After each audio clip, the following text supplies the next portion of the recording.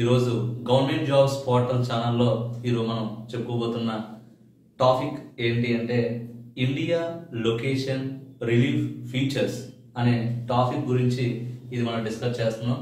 ఇది కానీ మీకు లైక్ అయితే మీరు దీన్ని ఇష్టపడినట్లయితే లైక్ చేయండి, అలాగే మీ ఫ్రెండ్స్ కొద్దిగా షేర్ చేయండి. ఓకేనండి, టాపిక్లోకి మనం వెళ్దాం. ఈ టాపిక్ పేరు ఏం పేరు అంటే ఇండియా లొకేషన్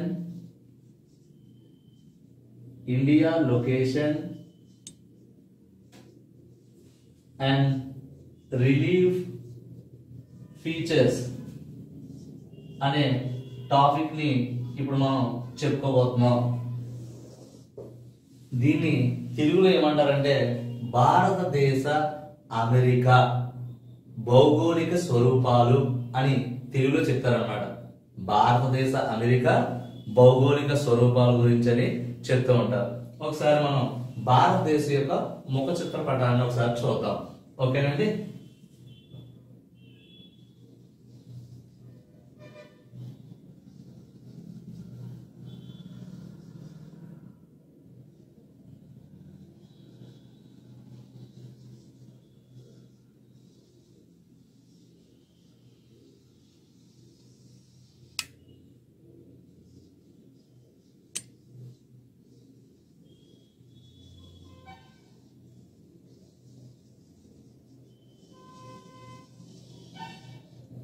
ఓకేనండి, భారతదేశం యొక్క ముఖ చిత్రపటాన్ని మనం చూస్తున్నాం.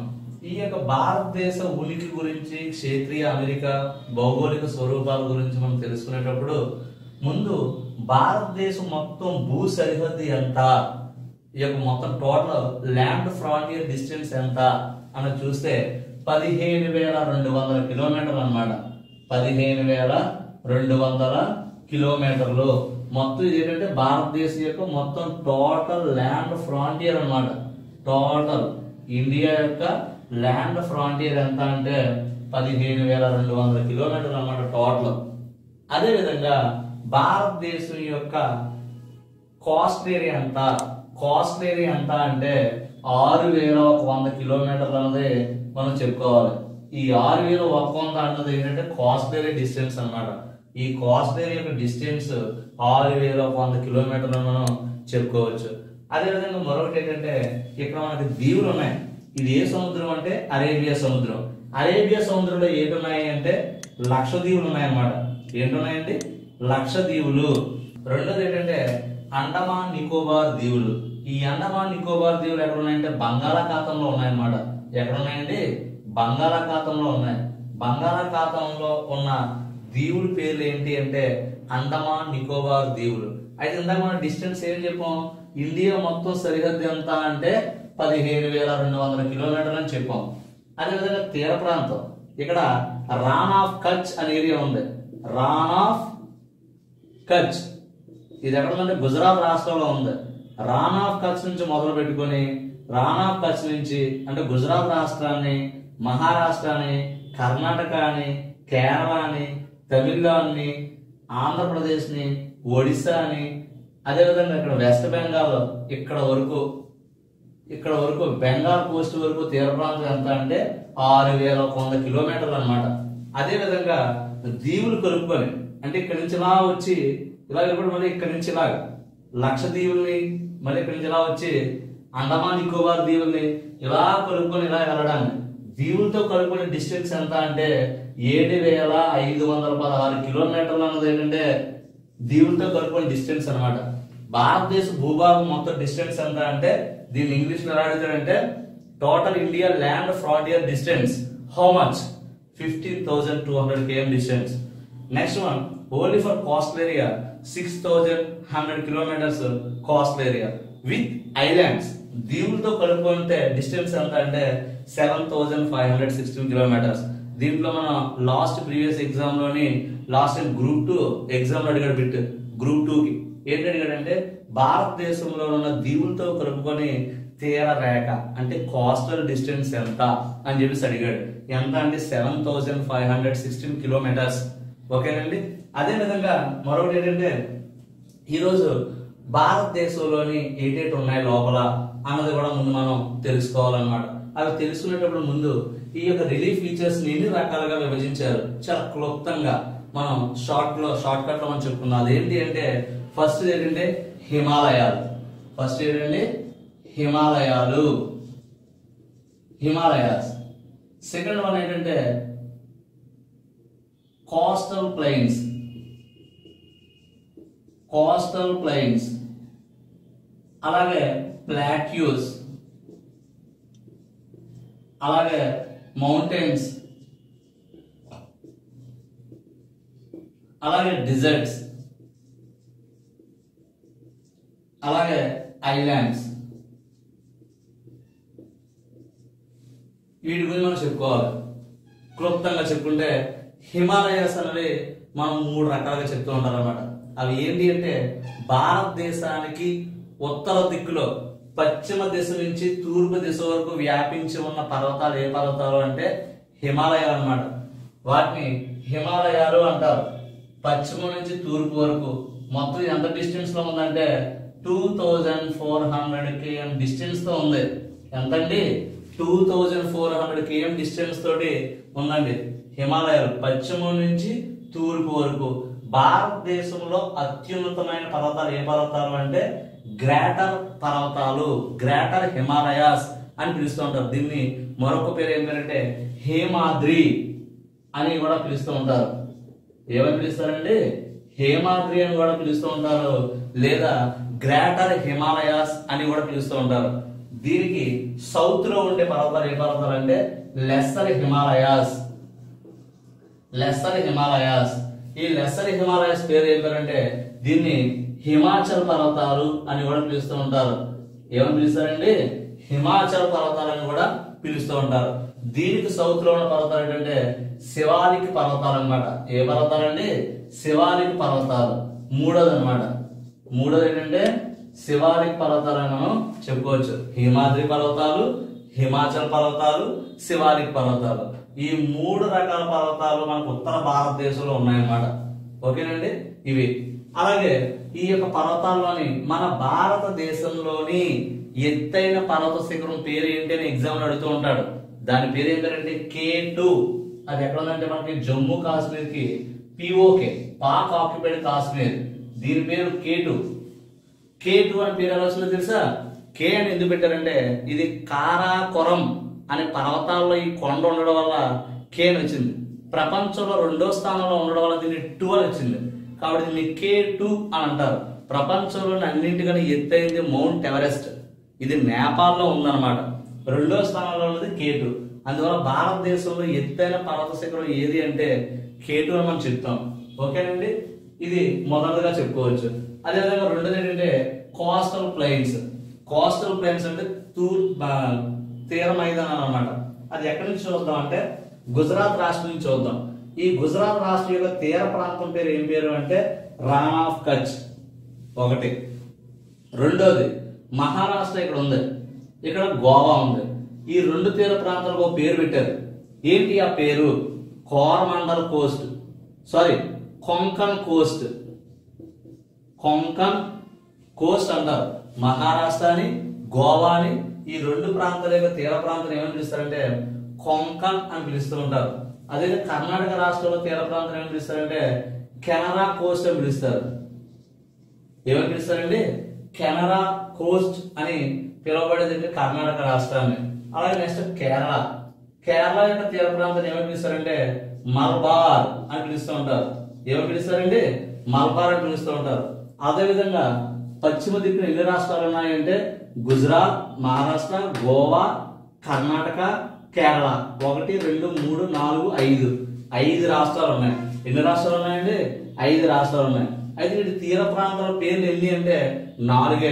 ఎందువల్లంటే ఇక్కడ మహారాష్ట్రకి, గోవాకి రెండింటికి కలిపి కొంకన్ ఉంది. ఓకేనండి? రాన్ ఆఫ్ కచ్ అనేది గుజరాత్ కి, మహారాష్ట్ర, గోవా రెండింటికి కొంకన్ కోస్ట్, కర్ణాటకకి కెనరా, కేరళకి మలబార్. ఇది ఈ బిట్ ఎగ్జామ్ ఎలా అడిగాడంటే దీన్ని కేరళ యొక్క తీర ప్రాంతం పేరు ఏంటి అని అడిగాడు. Option A Malabar coast, option B Kanara coast, option C Konkan coast, option D Rann of Kutch అని అడిగాడు. ఆన్సర్ ఈజ్ మలబార్ కోస్ట్ అని పిలుస్తూ ఉంటారు. ఇది పశ్చిమ దిక్కున అన్నమాట. తూర్పు దిక్కును మనం చూసుకున్నట్లయితే ఇది తమిళనాడు రాష్ట్రం. తమిళనాడు రాష్ట్రం యొక్క తీర ప్రాంతం పేరు ఏమిటంటే కోరమండల్. కోరమండల్. నెక్స్ట్ మరొకటి ఏంటంటే ఆంధ్రప్రదేశ్, ఇది సర్కార్ కోస్ట్. సర్కార్ కోస్ట్ ఆంధ్రప్రదేశ్ అయితే, ఒడిశా చూస్తే ఉత్కల్. ఉత్కల్ కోస్ట్ అని పిలుస్తూ ఉంటారు. అదే వెస్ట్ బెంగాల్ అయితే దీన్ని బెంగాల్ కోస్ట్ అంటారు. అలాగే మరొకటి వంగా కోస్ట్ అని కూడా పిలుస్తూ ఉంటారు. బెంగాల్ కోస్ట్ అని పిలుస్తూ ఉంటారు, లేదా వంగా కోస్ట్ అని కూడా పిలుస్తూ ఉంటారు. ఇక్కడ రాష్ట్రాలు చూస్తే తమిళనాడు, ఆంధ్ర, ఒడిశా, వెస్ట్ బెంగాల్ 1 2 3 4 ఇటువైపు మొత్తం 4 ఉన్నాయి, ఇటువైపు మొత్తం 5 ఉన్నాయి. మొత్తం 9 రాష్ట్రాలు అన్నమాట. తీర ప్రాంతాన్ని ఆనుకున్న రాష్ట్రాల సంఖ్య ఎంత అంటే మొత్తం 9 రాష్ట్రాలు అన్నమాట. వీటిని కోస్టల్ ప్లైన్స్ అంటారు. నెక్స్ట్ మరొకటి ఏంటంటే ప్లాట్యూస్. సార్ ప్లాట్యూ అంటే ఏంటి? ప్లాట్యూ అంటే తెలుగులో పీఠభూమి అని అంటారు. పీఠభూమి అంటే ఏంటి? పీఠభూమి అంటే సముద్ర మట్టానికి 300 మీటర్ల ఎత్తులో ఉన్న భూభాగాన్ని పీఠభూమి అని అంటారు అన్నమాట. అంటే సముద్ర మట్టానికి 300 మీటర్ల ఎత్తులో ఉన్న భూభాగాన్ని పీఠభూమి అని అంటారు. ఈ పీఠభూములు అనేవి మనకి ఎన్ని ఉన్నాయి అని చూస్తే పశ్చిమ దిక్కులో ఉన్న పీఠభూమి పేరు ఏం పేరంటే మాలవా పీఠభూమి. ఈ పీఠభూమి పేరు ఏం పేరండి? మాలవా పీఠభూమి అని చెప్పి పిలుస్తూ ఉంటారు. ఓకేనా? తూర్పు దిక్కులో ఉన్న పీఠభూమి పేరు ఏం పేరంటే చోటా నాగపూర్ పీఠభూమి అని పిలుస్తూ ఉంటారు. చోటా నాగపూర్, చోటా నాగపూర్, చోటా నాగపూర్ పీఠభూమి అని పిలుస్తూ ఉంటారు. దక్షిణ భాగంలో ఉన్న పీఠభూమి పేరు ఏమంటే డెక్కన్ పీఠభూమి అని పిలుస్తారు. ఇది ఏ ఆకారంలో ఉందంటే ట్రయాంగులర్ షేప్ లో ఉందన్నమాట. ఈ పీఠభూమి పేరు ఏమంటే డెక్కన్ పీఠభూమి అని అంటారు. డెక్కన్ ప్లాట్యూ, డెక్కన్ ప్లాట్యూ అని చెప్పేసి పిలుస్తూ ఉంటారు అన్నమాట. ఇవి వీటిని ఏమంటారంటే పెనిన్సులర్ ప్లాట్యూస్ అని పిలుస్తూ ఉంటారు. పెనిన్సులర్ ప్లాట్యూస్ ఎందుకంటారంటే 3 సముద్రాల మధ్యలో భూభాగంలో ఉన్న పీఠభూములు కాబట్టి దీన్ని పెనిన్సులర్ ప్లాట్యూస్ అని చెప్పి పిలుస్తూ ఉంటారు. అలాగే ఉత్తర భాగంలో కూడా మనకు పీఠభూములు ఉన్నాయి. అవి ఏంటండి? అవి ఏంటో చూస్తే ఇది బగలకండ ప్లాట్యూ, బగలకండ పీఠభూమి. దీనిపైన బుందేల్ఖండ్ పీఠభూమి. ఇది బగల్, ఇది బుందేల్ఖండ్. ఇది బగల్ఖండ్, ఇది బుందేల్ఖండ్. ఇక్కడ మైకాల్, ఇది బగల్, బుందేల్ఖండ్, మైకాల్. ఈ 3 రకాల పీఠభూములు కూడా మన భారతదేశంలో ఉత్తర దిక్కున నార్త్ లో ఉన్న పీఠభూములు 3 అన్నమాట. అయితే దీని బిట్టింగ్ కూడా అడుగుతూ ఉంటాడు, ప్రపంచంలోని అతి ఎత్తైన పీఠభూమి పేరు ఏంటంటే టిబెట్ ప్లాట్యూ. అది ఎక్కడ ఉందంటే ఇక్కడ ఉంది. టిబెట్ ప్రాంతంలో ఉన్న పీఠభూమి పేరు ఏమంటే టిబెట్ ప్లాట్యూ అంటారు. దీని ఇంగ్లీష్ లో రూఫ్ ఆఫ్ ద వరల్డ్ అని కూడా పిలుస్తూ ఉంటారు. రూఫ్ ఆఫ్ ద వరల్డ్ అని దేని పిలుస్తారంటే ఈ టిబెటియన్ ప్లాట్యూని దీని పేరే పామీర్ ప్లాట్యూ అని కూడా పిలుస్తూ ఉంటారు. పామీర్ ప్లాట్యూ అని కూడా పిలుస్తుంటారు. దీన్నే రూఫ్ ఆఫ్ ద వరల్డ్ అని కూడా పిలుస్తూ ఉంటారు అనమాట. ఆల్రెడీ అప్పుడు మనకి హిమాలయాల గురించి చెప్పుకున్నాం, కోస్టల్ ప్లైన్స్ గురించి చెప్పుకున్నాం, పీఠభూముల గురించి చెప్పుకున్నాం. ఇప్పుడు మనం మౌంటైన్స్ గురించి, డిజర్ట్స్ గురించి, ఐలాండ్స్ గురించి ఇప్పుడు చెప్పుకోబోతున్నాం. ఓకేనండి. 4వ టాపిక్ ఏంటంటే మౌంటైన్స్. మన భారతదేశంలో ఏ మౌంటైన్స్ ఉన్నాయి అనే దాని గురించి ఇప్పుడు మనం తెలుసుకోబోతున్నాం అండి. ఇందులో ఏంటంటే మనకి రాజస్థాన్ రాష్ట్రంలో ఉన్న పర్వతాలు ఏంటంటే అరావలి పర్వతాలు అన్నమాట. ఏ పర్వతాలండి? అరావలి పర్వతాలు అని చెప్తూ ఉంటారు. ఏ పర్వతాలండి? అరావలి పర్వతాలు. ఈ అరావలి పర్వతాలను ఎత్తైన శిఖరం ఏంటి అంటే గురు శిఖర్. దాని పేరు ఏం పేరండి? గురు శిఖర్ అని పిలుస్తారు. అరావలి పర్వతాల ఎత్తైన పర్వత శిఖరం పేరు ఏం పేరు అంటే గురు శిఖర్ అని పిలుస్తూ ఉంటారు. ఇది ఏ రాష్ట్రంలో ఉంది అంటే రాజస్థాన్ రాష్ట్రంలో ఉంది. ఇది పశ్చిమ దిక్కు, ఇది తూర్పు దిక్కు. తూర్పు దిక్కులో ఉన్న కొండల పేరు ఏం పేరు అంటే తూర్పు కనుమలు. దీని ఇంగ్లీష్ లో ఈస్టర్న్ ఘాట్స్ అంటారు. ఇది పశ్చిమ దిక్కు. పశ్చిమ దిక్కులో ఉన్న పర్వతాలని పశ్చిమ కనుమలు అని పిలుస్తూ ఉంటారు. దీన్ని వెస్ట్రన్ ఘాట్స్ అని పిలుస్తూ ఉంటారు. దక్షిణ భాగంలో ఉన్న కొండల పేరు ఏం పేరంటే నీలగిరి కొండలు. ఏ కొండలు అండి? నీలగిరి కొండలు అని అంటారు. అయితే ఈ తూర్పు భాగంలో ఉన్న కొండల్లో ఎత్తైన పర్వతం పేరు ఏం పేరు అంటే అరోమ కొండ. ఇది చింతపల్లిలో ఉందన్నమాట, అరోమ కొండ. ఇటీవలగా దీన్ని బీటౌట్ చేసి ఇంకొక పర్వతం వచ్చింది, దాని పేరు ఏం పేరు అంటే జిందగడ. జిందగడ ఇది అరకు వ్యాలీలో ఉంది. అరకు వ్యాలీలో ఉన్న ఎత్తైన పర్వతం జిందగడ. చింతపల్లి ప్రాంతంలో ఉన్న ఎత్తైంది అరోమకొండ. ఈ రెండు పర్వతాలు కూడా తూర్పు కనుమలలోని ఎత్తైన పర్వతం ఏదంటే రెండు వస్తాయి. పశ్చిమ కనుమలలో మనం చూసుకుంటే ఎత్తైంది అనైముడి. అనైముడి అనైముడి ఈ అనైముడి అనేది తమిళనాడు కేరళకి మధ్యలో ఉందన్నమాట. ఏమండి మాక్సిమం కేరళ అని చెప్పొచ్చు, ఎక్కువ భాగం కేరళ ప్రాంతంలో ఉంది ఇది అనైముడి. ఓకేనండి. ఇది పశ్చిమ కనుమలో ఎత్తైన పర్వతం అంటే అనైముడి. నీలగిరి పర్వతాలు ఎత్తైనది ఏంటంటే దొడబెట్ట. దొడబెట్ట అని చెప్తూ ఉంటారు. నీలగిరి పర్వతాలు ఎత్తైన పర్వతం ఏంటంటే దొడబెట్ట అని చెప్తూ ఉంటారు. భారతదేశం ఉత్తర భారతదేశాన్ని దక్షిణ భారతదేశాన్ని వేరు చేసిన పర్వతాలు వింధ్య పర్వతాలు, కిందనే సాత్పుర పర్వతాలు. వింధ్య పర్వతాలు, సాత్పుర పర్వతాలు. వింధ్య పర్వతాలు ఎత్తైంది కైమూర్ పర్వతాలు, కైమూర్. సాత్పుర పర్వతాలు ఎత్తైంది ధూప్గర్, ధూప్గర్. వింధ్య పర్వతాలు ఎత్తైంది కైమూర్, అలాగే సాత్పుర పర్వతాలను ధూప్గర్ పర్వతాలు అన్నమాట. ఇది మన భారతదేశంలోని ముఖ్యమైన పర్వతాల కింద వీటిని మనం చెప్పుకోవచ్చు అనమాట. నెక్స్ట్ మరొకటి డిజర్ట్స్. డిజర్ట్స్ అంటే మన భారతదేశంలో ఉన్న ఒకే ఒక్క ఎడారి ప్రాంతం ఏది అంటే థార్ ఎడారి. ఎడారండి థార్. మన భారతదేశంలోని ఏకైక ఎడారి ప్రాంతం ఏది అంటే థార్ ఎడారి. ఏడారండి థార్ ఎడారి అన్నమాట. ఈ థార్ ఎడారి ఎక్కడ ఉందంటే రాజస్థాన్ రాష్ట్రంలో ఉంది. ఎక్కడ ఉందండి? రాజస్థాన్ రాష్ట్రంలో ఉంది. ఇక్కడ ఎలాంటి ఉష్ణోగ్రత ఉంటుందంటే ఈ యొక్క వాతావరణం ఏమంటారంటే ఎరిడ్ క్లైమేట్ అంటారు. ఎరిడ్ క్లైమేట్ అంటారు ఈ ప్రాంతాన్ని. ఎరిడ్ అంటే శుష్క ప్రాంతం, అంటే ఎక్కువ ఉష్ణోగ్రతలు ఎక్కువగా ఉన్న ప్రాంతంగా మనం చెప్పుకోవచ్చు. ఇక్కడ ఎక్కువ ఉష్ణోగ్రతలు అవుతూ ఉంటే తక్కువ వర్షపాతం ఉండదు అనమాట, ఎక్కువగా ఉండదు. ఎక్కువ ఉష్ణోగ్రత నమోదవుతున్న ప్రాంతం పేరు ఏం పేరు అంటే జైసల్మేర్. ఆ ప్రాంతం పేరు ఏం పేరండి? జైసల్మేర్. జైసల్మేర్ అనే ప్రాంతం is the lowest rainfall in India. మన భారతదేశంలో తక్కువ వర్షపాతం నమోదవుతున్న ప్రాంతం ఏంటంటే జైసల్మేర్. ఈ జైసల్మేర్ ఎక్కడ ఉంది అంటే మనకి రాజస్థాన్ రాష్ట్రంలో ఉందన్నమాట. ఓకేనండి, ఇది మనం బాగా గుర్తుపెట్టుకోవాలి. అలాగే ఇక్కడ మనకి అరావళి పర్వతాల గురించి చెప్పుకున్నాం. ఈ యొక్క రాజస్థాన్ రాష్ట్రంలోని మౌంట్ టబు అనే ఒక పర్యాటక ప్రాంతం ఉంది.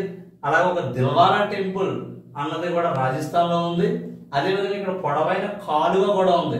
ఆ కాలువ పేరు ఇందిరాగాంధీ కెనల్ అనే ఒక కెనల్ కాలువ కూడా రాజస్థాన్ లో ఉంది. దాని లెంత్ 650 కిలోమీటర్స్ ఉంది. అలాగే రాజస్థాన్ లో ప్రవహించే ఏకైక నది పేరు లూని. దాని పేరు ఏం పేరండి? లూని అనే ఒక నది కూడా ఇక్కడ ప్రవహిస్తుంది అనమాట. ఇది మనం రాజస్థాన్ రాష్ట్రం చెప్తే. Next islands.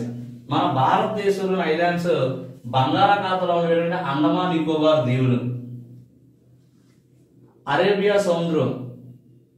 సముద్రంలో ఉండేటువంటి లక్షద్వీపులు అనమాట. మొత్తం మన భారతదేశంలో 247 దీవులు ఉన్నాయి. ఎన్ని దీవులు ఉన్నాయండి? 247 దీవులు ఉన్నాయన్నమాట. ఈ 247 దీవుల్లోని సుమారుగా చూస్తే 204 దీవులు అండమాన్ నికోబార్ దీవులు అనమాట. ఇంకా మిగిలినవి 43 దీవులు కూడా ఎక్కడ ఉన్నాయంటే ఈ లక్షద్వీపుల్లో ఉన్నాయి, అరేబియా సముద్రంలోనే ఉన్నాయి ఆ దీవులు. ఆ దీవుల్ని లక్షద్వీపులు అని చెప్పి పిలుస్తూ ఉంటారు. ఇక్కడ మన భారతదేశంలో ఒక అగ్నిపర్వతం కూడా ఉంది. ఆ అగ్నిపర్వతం ఎక్కడ ఉంది అంటే ఈ అండమాన్ నికోబార్ దీవుల్లోనే ఉందన్నమాట. దాని పేరు Narcondam and Barren. Narcondam and Barren. Narcondam and Barren అనే దీవులు ఎక్కడ ఉన్నాయంటే అండమాన్ నికోబార్ దీవుల్లో ఉన్నాయి. ఓకేనా. ఇది మన భారతదేశంలో అగ్నిపర్వతం ఎక్కడ ఉందంటే అండమాన్ నికోబార్ దీవులో ఉండాలి. ఆ అగ్నిపర్వతం పేరు ఏం పేరంటే నార్కొండమని బేరం అనమాట. ఓకేనండి. ఇది దీంతో మనం ఐలాండ్స్ కూడా పూర్తి చేసుకున్నాం. ఈ యొక్క టాపిక్ మీకు కానీ ఇష్టపడితే లైక్ అయితే మీ ఫ్రెండ్స్తో కూడా షేర్ చేయండి. Okay, thank you.